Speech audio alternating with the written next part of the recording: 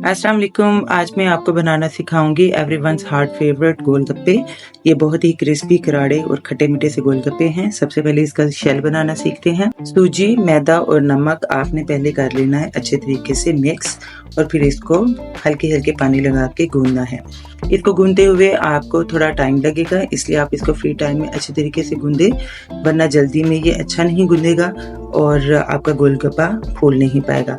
क्योंकि इसमें सूजी होती है और उसको हल्के पानी से हम गूंद रहे हैं, तो इसलिए वो फूलने में और डिज़ोल्व होने में, आटे के साथ मिक्स होने में थोड़ा टाइम लेगी और स्मूथ होने में टाइम लेगी। तो इसलिए आपको पेशेंस की ज़रूरत है।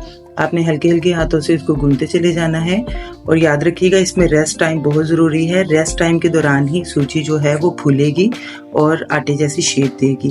तो आपने इसको गूंदने के बाद आधे घंटे के लिए छोड़ देना है, ताकि ये रेस्ट लेकर फूले और आटे की तरह की इसका टेक्सचर आना शुरू हो जाए।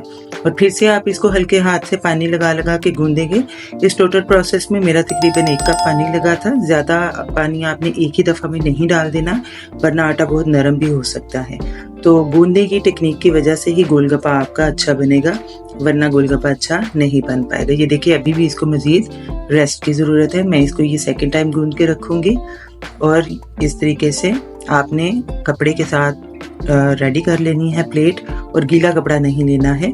कपड़ा आप तब लेंगे जब आप गोलगप्पे बहुत ज़्यादा बना रहे हैं और आप उसकी रोटियां बना बना कर रख रहे हैं। तो इस तरह से कपड़े के अंदर रखेंगे ताकि हवा लगने से वो ड्राई ना हो जाए। ये देखें, नॉर्मल आटा है, ना ज़्यादा सख्त है और ना ही ज़्यादा नरम है। अब आपने बहुत ही बारीक सी रोटी बेलनी है, लेकिन इसमें खुश्के का इस्तेमाल बहुत ज़्यादा नहीं करना है। आपने कोशिश करनी है बहुत कम आप इसमें खुश्का लगाएं। तो इस तरीके से रोटी को बेलते जाएं। रोटी बेलने में थोड़ा टाइम लगेगा क्योंकि ये बार बार स्क्वीज होके वापस आएगी। तो आपने इसको बेल के रुकना है, फिर से बेलना है, फिर से रुकना है, ताकि एक प्रॉपर थिननेस इसमें आ जाए। तो ये बहुत ही थिन रोटी बनेगी। इसको बेल के आपने एक कुकी कटर ले लें साइज का, एक अच्छे साइज का, या मैंने ये छोटा सा ग्लास यूज किया है स्टील का। तो आप इस तरीके से इसकी पतली पतली सी छोटी छोटी सी गोल सी रोटियां बना लेंगे।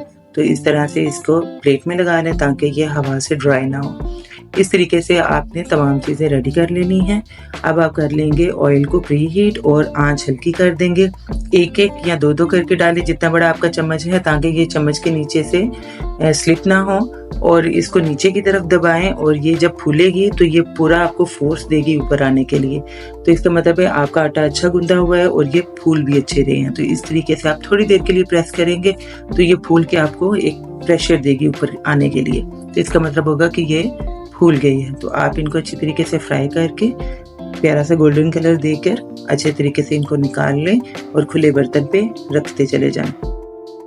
मैंने इसमें सिर्फ 2 डाल के इसलिए दिखाए ताकि आपके प्रोसेस अच्छे तरीके से समझ आ सके, और आप जो हैं वो कढ़ाई भर के भी इनको निकाल सकते हैं। तो इस तरीके से आपके तमाम तर गोलगप्पे की जो शेल हैं वो रेडी हो जाएंगे। मैंने थोड़े बड़े साइज के रखे थे, आप साइजेस अपने मुताबिक ले सकते हैं।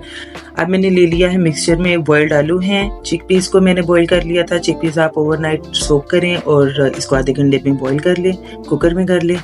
और लोबिया भी इसी तरीके से 2-3 घंटों के लिए सोक करें और 10 से 15 मिनट बॉईल कर लें कुकर के अंदर। और फुल्कियाँ इसमें डिप करके डाल लें, और प्याज जाएगा और ये तमाम तर मसाले जाएंगे। ये सारी चीज़ें आप कर लें मिक्स। और अगर इसमें से आपको लोबिया अवेलेबल नहीं है तो आप स्किप भी कर सकते हैं। तो मिक्स करते हुए आपने थोड़ा इनको दबाना है ताकि ये अच्छे तरीके से एक दूसरे के साथ जुड़ जाए। बहुत ज़्यादा भी नहीं दबाना है कि ये डी शेप हो जाए। वेजिटेबल और बीन्स जो आपने डाले हैं वो डी शेप नहीं होनी चाहिए, लेकिन थोड़ा सा आप दबाएं ताकि ये एक अच्छा मिक्सचर जो है वो एक दूसरे के साथ जुड़ा हुआ बन सके और मसाले भी अच्छी तरीके से मिक्स हो जाएंगे। अब हम बना लेते हैं खट्टा पानी। तो इसमें आपने इमली को भिगो के रख देना है 2 से 3 घंटों के लिए, या अगर आपको फ़ौरन ज़रूरत है तो माइक्रोवेव में 1 से 2 मिनट चलाएं तो ये फ़ौरन अपने आप छोड़ देगी। तो आपने इसमें से गुठलियाँ निकाल लेनी हैं और बाकी के मसाले इसमें डालने हैं, और इसमें पानी और नमक और ये चाट मसाला, ये सारी चीज़ें डालें। और मैंने 1 लीटर पानी का ये बनाया है मिक्सचर। अगर आपका पानी ज़्यादा है तो इमली और मसालों की तादाद आप ज़्यादा कर लें। पुदीना हाथ से तोड़ के इसमें डालें, चटनी बना के मत डालिएगा। अब आप प्लेन योगर्ट ले लें, उसको कर लें अच्छे तरीके से मिक्स। योगर्ट के अंदर मैंने नमक नहीं डाला है। पुदीने की चटनी है जो कि नॉर्मल है, धनिया पुदीना और हरी मिर्च से बनी है। बाकी इमली और खुबानी की चटनी मैंने चटनियों में आपके साथ शेयर किया हुआ है। मसाला भरें, फिर लगाएं आप हरी चटनी, उसके बाद डालें आप दही और उसके ऊपर डाल दें इमली और खुबानी की चटनी। तो इस तरीके से आपके बेहतरीन से गोलगप्पे तैयार हैं। आप इनको मेहमानों को खिलाएं, खुद बना के खाएं, फैमिली के साथ शेयर करें, एनी पार्टी प्लेटर दें। Up to you, enjoy, take care.